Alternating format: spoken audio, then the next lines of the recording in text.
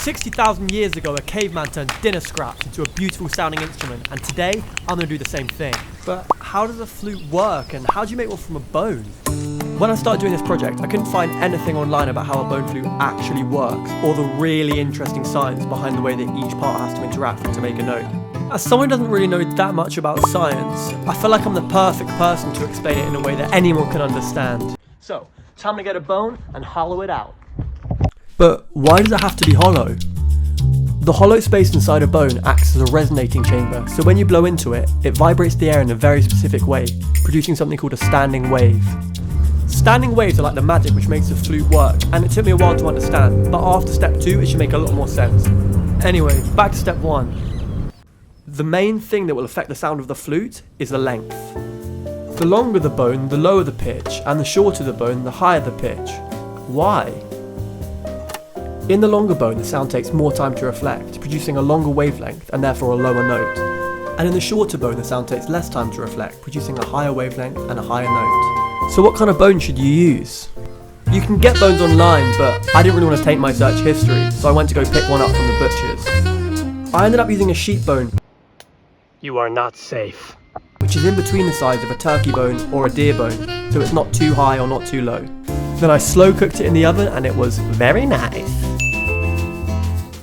After devouring my meal, I boiled the bones and let them sit in water for 24 hours to get all the gunk off. Then I sawed off the ends and found something long and thin to scrape out the bone marrow. Stick. I scraped the marrow out of the bone and cleaned it with some water. And the bone was hollow AF. But when I blow into the bone, it doesn't make a note. Why? And this is where step 2 comes in. The labium is a notch cut in the top of the flute. It's what you blow on to make the sound, and if it wasn't there, the flute wouldn't work at all. It has to be filed to be razor sharp, and that's what turns the air into a note. But I'll explain that in a bit. To make the labium, I drilled a hole in the top, and then filed a notch, trying to get it as thin and sharp as I can. And it turned out like this. But how does it make a note? When air is blown onto the splitting edge, it flip-flops between each side, making half the air go in the tube and half the air go out. This flip-flop motion makes a pattern which looks like this, with high pressure sections and low pressure sections. And these pressure differences are what we call vibrations. Then when the air gets sent down the tube, it's reflected back in the same pattern. So when they overlap, instead of interfering with each other, they combine. So there's a bunch of different frequencies in the flute, but because of the length of the tube, only one of them builds up, and that's the note that you hear. So now when I blow into it, it still doesn't work. So here comes the final step.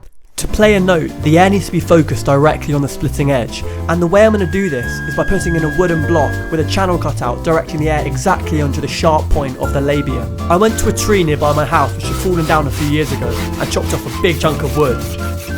I didn't know it yet, but I'd need every inch of that wood, because this was about to be the hardest part of the whole process. Then I sawed it in half and checked to see if it would fit in the end of my bone. It fit! I filed it down trying to get it as smooth and round as I could so it would have a tight seal.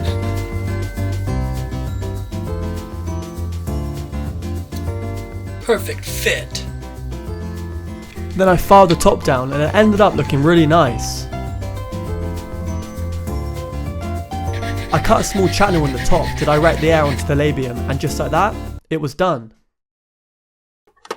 I had to mess around with the angle of the wooden bit to try to get it to blow on that sharp bit of bone, but now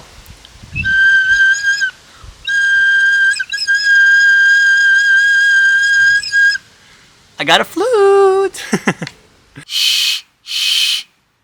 I've broken my flute. Now before I finally get the flute working, I want to show you how the holes work. When all 4 holes are covered and you blow air in, it travels the whole way down, reflecting back up, producing a wavelength like this. But when you take your fingers off, the air treats the highest hole like that's the bottom of the flute, meaning the distance that the air travels is less, producing a higher wavelength, and therefore a higher note. So you can think about it like the more holes cover the lower the note, and the less holes cover the higher the note. So I drilled out some holes and beveled the edges to make them look nice. But I'm not going to be able to use the holes unless I can get this thing to work. I tried making another wooden block and I actually ended up making 4, so I needed to rethink.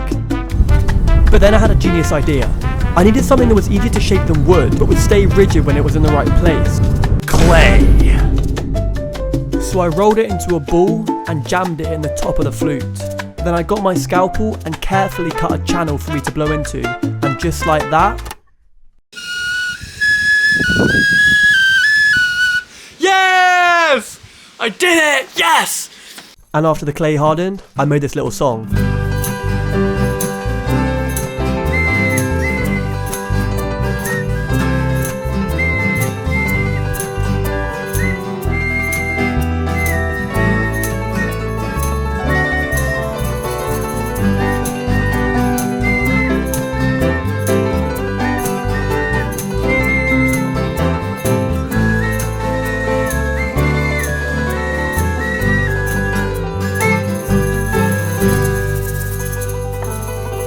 Thanks for watching, please subscribe!